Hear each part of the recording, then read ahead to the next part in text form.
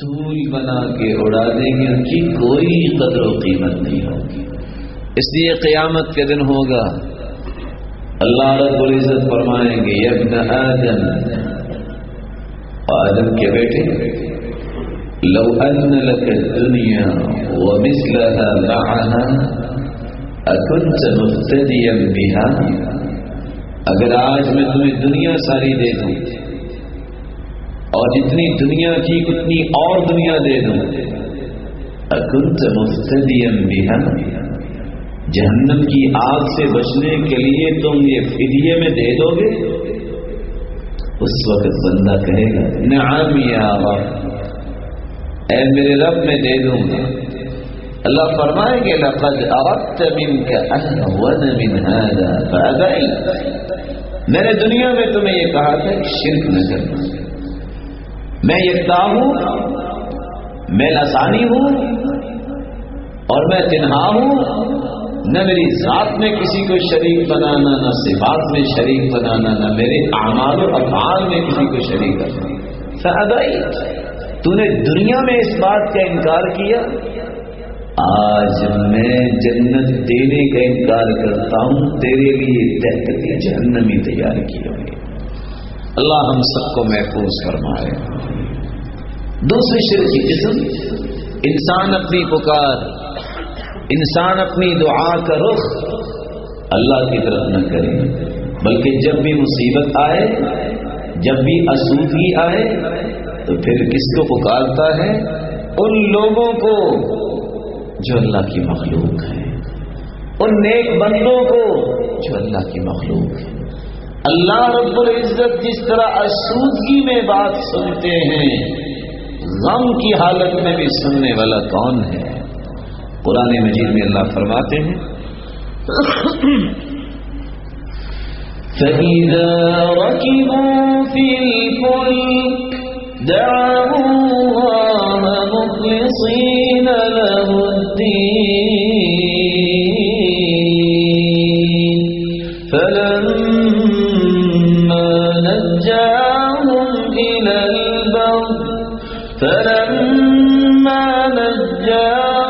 إِلَى الْبَرِّ إِذَا هُمْ يُشْرِكُونَ فَإِذَا رَكِبُوا فِي الْفُلْكِ، جب کشتیوں میں سوار ہوتے ہیں، دعوا اللہ، تو پھر کس کو پکارتے ہیں؟ اللہ کو پکارتے ہیں، مخلصین لہ الدین، خالص ہو کے کہ ہم اللہ کو مانتے ہیں۔ فلما نجاہم، جب مصیبت سے اللہ نجات دے دیتے ہیں، اذا ہم یشرکون، وہاں سے کشتی سے اترتے ہیں تو بھاگتے آتے ہیں، بتوں کے سامنے سجدہ شروع کر دیتے ہیں۔ تعجب کی بات ہے، محسن کے احسان کو بھلا دینا، منعم کے انعام کو بھلا دینا، عطائیں کرنے والوں کے حوالے کے ساتھ بے وفائی کرنا، اس سے بڑا بھی کوئی جرم ہے؟ اتفاق دیکھیے، بات آپ نے سنی ہوئی ہے، ابو جہل کا نام تو سنا ہوا ہے، اس کے بیٹے کا نام کیا تھا؟ اکرم۔ کیا نام تھا؟ جب فتح مکہ کے دن بھاگ پڑا، مال سے ڈرتا ہوا کشتی میں بیٹھا، جب کشتی بنور میں پھنس گئی، لوگوں نے کہا آج لات منات عزا کچھ نہیں کر سکے گے، اس نے بچانا ہے۔ کہتا اس نے بچانا ہے؟ اگر کشتی کو وہ بچا سکتا ہے تو خشکی میں بھی پھر وہی بچاتا ہوگا۔ سمجھ آ گئی بات، کیا کہتا ہے؟ اللہم ان علی عہدا، اللہ تیرا میرا یہ وعدہ رہا، ان نجاؤت،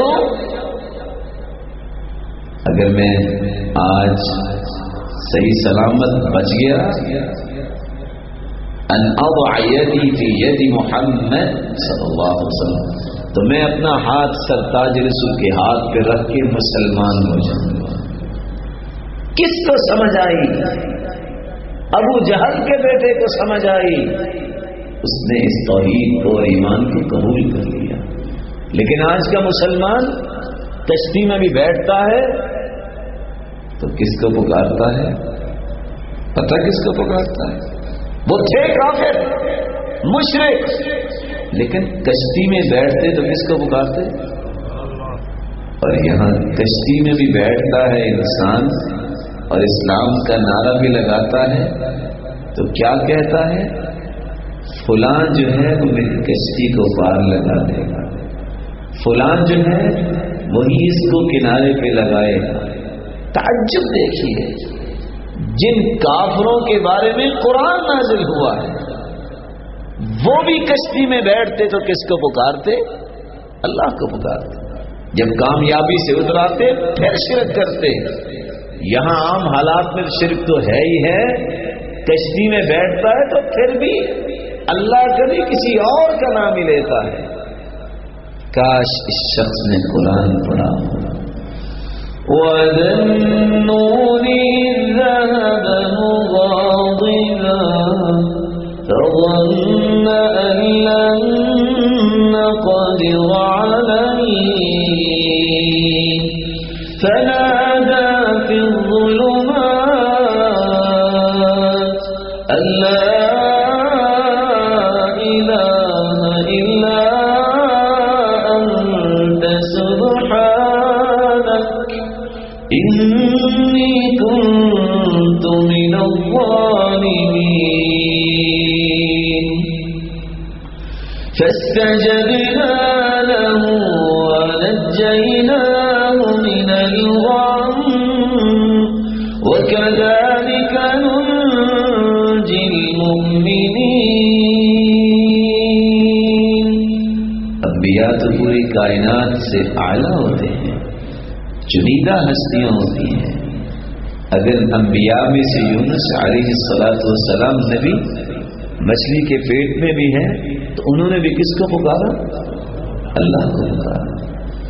تو اللہ رب العزت کے متعلق نیت اور ارادے میں کسی کو شریک بنانا بھی شرک ہے، اور پکار اور دعا کا مستحق بھی کسی اور کو سمجھنا یہ شرک ہے۔ محبت جو اللہ رب العزت کے ساتھ کرنی چاہیے کہ پوری کائنات سے بڑھ کر اللہ سے محبت ہو۔ اگر یہی محبت مخلوق میں سے کسی کے ساتھ کی جائے، یہ محبت ہے کہ اللہ کے سامنے اپنے سر کو جھکائے۔ اقرب ما یکون العبد من رحمت ربها اقرب ما یکون العبد من ربه، سب سے قریب انسان اللہ کے ساتھ ہوتا ہے جب وہ سجدے میں پڑا ہوتا ہے۔ سجدہ ہو، رکوع ہو، یہ دونوں کی دونوں عبادتیں اللہ کے لیے ہیں۔ اور اگر انسان کی محبت کی حالت یہ ہو، کسی کے سامنے رکوع کر رہا ہے، کسی کے سامنے سجدہ کر رہا ہے، کسی کے سامنے جھک رہا ہے، یہ سر جس نے پیدا کیا ہے کسی اور کے سامنے جھکتا اچھا لگتا ہی نہیں ہے۔ اس لیے اللہ رب العزت فرماتے ہیں وَمِنَ النَّاسِ مَن يَتَّخِذُ مِن دُونِ اللَّهِ أَندَادًا يُحِبُّونَهُمْ كَحُبِّ اللَّهِ۔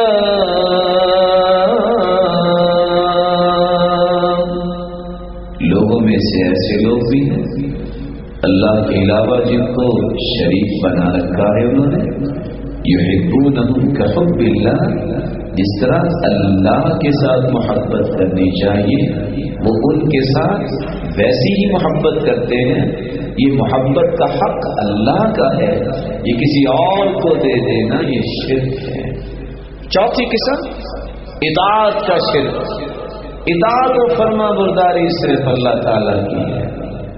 کچھ بھی ہو جائے، بڑے سے بڑی ہستی بھی سامنے آ جائے، اگر وہ اللہ رب العزت کی مخالفت کی بات کرتی ہے تو اس کی بات کو مانا نہیں جائے گا۔ لا طاعت لمخلوق فی معصیت الخالق، اللہ کی نافرمانی جہاں ہو وہاں کسی کی اطاعت جائز ہی نہیں ہے۔ اللہ رب العزت فرماتے ہیں اتخذوا احبارهم ورهبانهم اربابا اتخذوا أحبارهم ورهبانهم أربابا من دون الله والمسيح ابن مريم وما أمروا إلا ليعبدوا إلها واحدا لا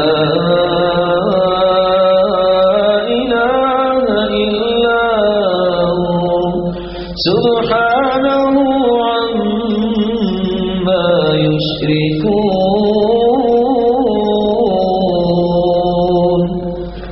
جب یہ آیت اللہ کے رسول صلی اللہ علیہ وسلم نے پڑھی کہ لوگ اپنے علماء کو، اپنے پادریوں کو رب بناتے ہیں اللہ کے علاوہ، اور عیسیٰ علیہ السلام کو رب بناتے ہیں، حالانکہ ان کو حکم تو دیا گیا ہے کہ ایک الہ کو معبود برحق سمجھیں.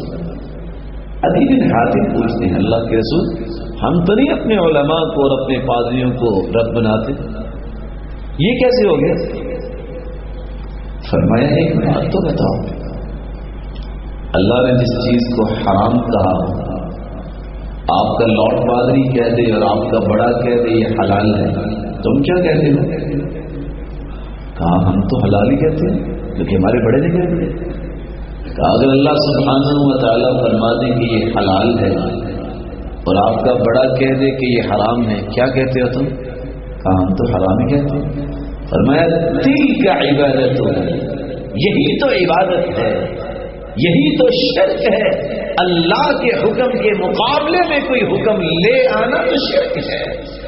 اسی لیے تو اللہ رب العزت نے فرمایا وَمَنْ أَضَلُّ مِمَّنْ يَدْعُو مِن دُونِ اللَّهِ مَنْ لَا يَسْتَجِيبُ لَهُ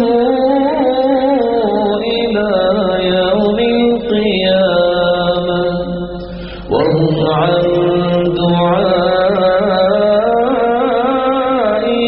غَافِلُونَ. وَمَنْ أَضَلُّ، اس سے بڑھ کر گمراہ کون ہو سکتا ہے؟ اس قرآن مجید کی آیت کو کھول کر اس کا ترجمہ تو پڑھیے. کون اس سے بڑا گمراہ ہو سکتا ہے جو اللہ کو چھوڑ کے کسی اور کو پکارے؟ من لا يستجیب له الى یوم القیامہ، قیامت کے دن تک اس کی التجا کو پورا کر ہی نہیں سکتا. وَهُمْ عَنْ دُعَائِهِمْ غَافِلُونَ، اور وہ تو ان کی پکار سے ویسے ہی غافل ہیں، ان کو تو پتہ ہی نہیں، وہ تو اللہ کے پاس جا چکے ہیں.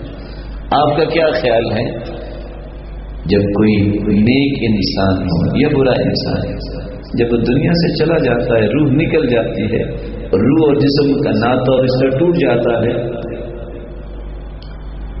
اس کو کفن کون دیتا ہے؟ بولے لوگ کیوں دیتے ہیں؟ وہ خود نہیں پہن سکتا، قمیض تو خود اتار ہی لیتا ہوگا نا، غسل بھی بات بھی لے لیتا ہوگا.